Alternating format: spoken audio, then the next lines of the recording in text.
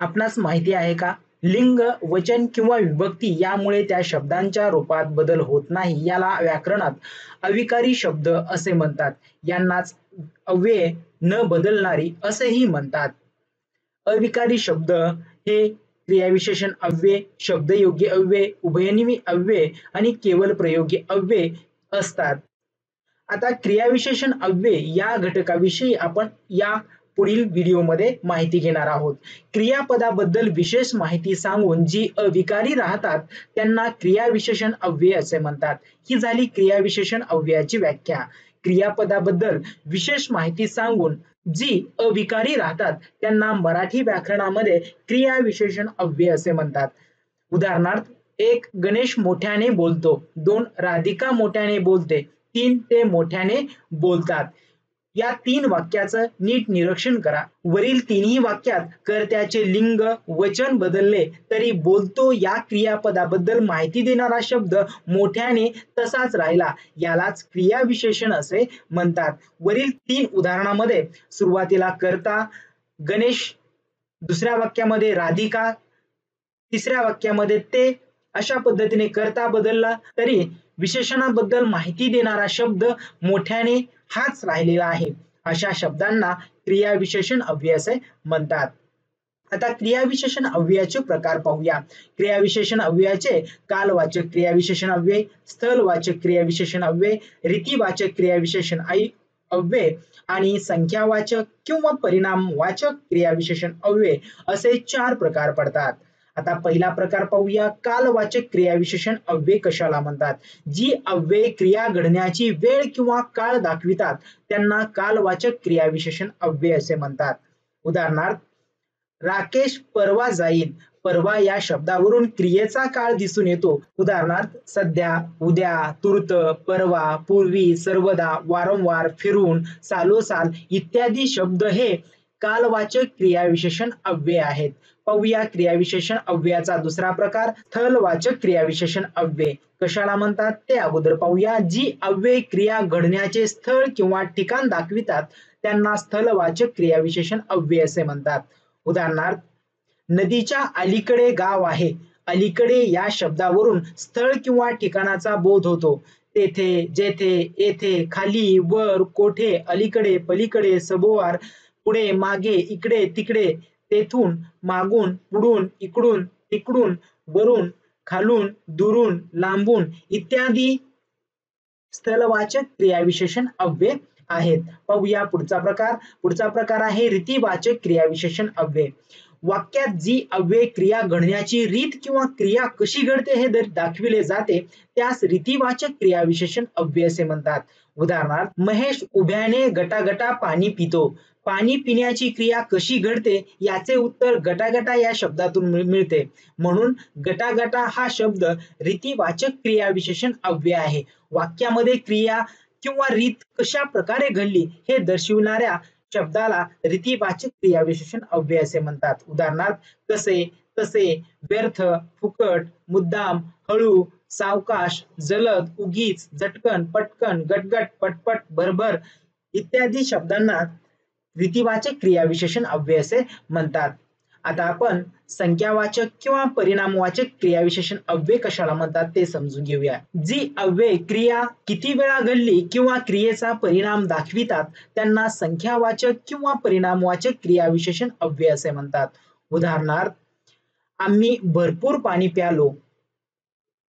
वरील वाक्यात पाणी किती पिले याचे उत्तर मिळते. उदाहरणार्थ, नेहमी, भरपूर, अनेकदा, किंचित, काहीसा, थोडा, क्वचित, अत्यंत, अगदी, भरपूर, अतिशय, मुळीच, बिलकुल, मोजके, बहुत, पूर्ण, थोडा इत्यादी शब्द संख्यावाचक किंवा परिणामवाचक क्रियाविशेषण अव्यय आहेत. आता आपण थोडक्यात क्रियाविशेषण अव्ययाचे प्रकार समजून घेऊया. क्रियाविशेषण अव्ययाचे 4 प्रकार आहेत. पहिला आहे कालवाचक क्रियाविशेषण अव्यय, दुसरा आहे स्थलवाचक क्रियाविशेषण अव्यय, तिसरा आहे रीतिवाचक क्रियाविशेषण अव्यय आणि चौथा आहे संख्यावाचक किंवा परिणामवाचक क्रियाविशेषण अव्यय. आता कालवाचक क्रियाविशेषण अव्ययामध्ये पुढील विभाग पडतात. एक, कालदर्शक, ज्यामध्ये सध्या, तूर्त, हल्ली, उद्या, परवा, लगेच, पूर्वी, मागे, आता, आधी या क्रियाविशेषण अव्ययाचा समावेश होतो. दुसरा आहे सातत्य दर्शक. नेहमी, सत्य, सदा, सर्वदा, सतत, अद्यापि, आजकाल हे शब्द सातत्य दर्शक कालवाचक क्रियाविशेषण आहेत. पुढचा प्रकार आहे तो आवृत्ती दर्शक. पुन्हा पुन्हा, दररोज, वारंवार, सालोसाल, क्षणोक्षणी या तीन प्रकारामध्ये कालवाचक क्रियाविशेषण अव्यय विभागलेले आहेत. आता पुढचा स्थलवाचक क्रियाविशेषण अव्यय. यामध्ये स्थितीदर्शक स्थलवाचक क्रियाविशेषण अव्यय येथे, तेथे, जेथे, खाली, वर, कोठे, मध्ये, अलीकडे, पलीकडे, मागे, पुढे, सभोवार या क्रियाविशेषणाचा वापर स्थितीदर्शक स्थलवाचक क्रियाविशेषण अव्ययामध्ये होतो. दुसरा प्रकार आहे गतिदर्शक.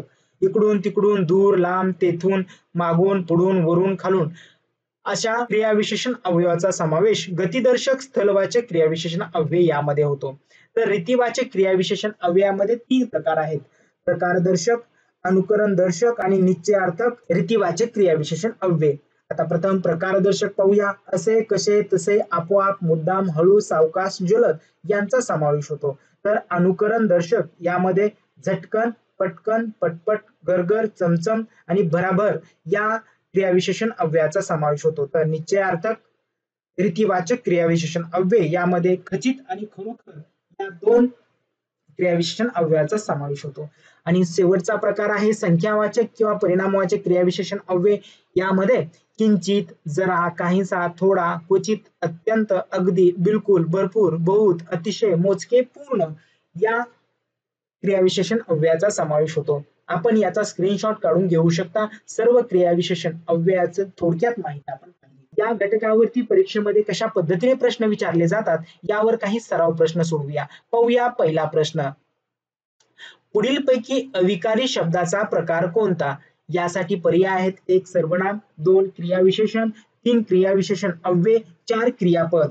आणि या प्रश्नाचं उत्तर आहे पर्याय क्रमांक 3 क्रियाविशेषण अव्यय. क्रियाविशेषण अव्ययावर लिंग, वचन, विभक्तीचा कोणताही फरक पडत नाही. ती न बदलणारी आहेत.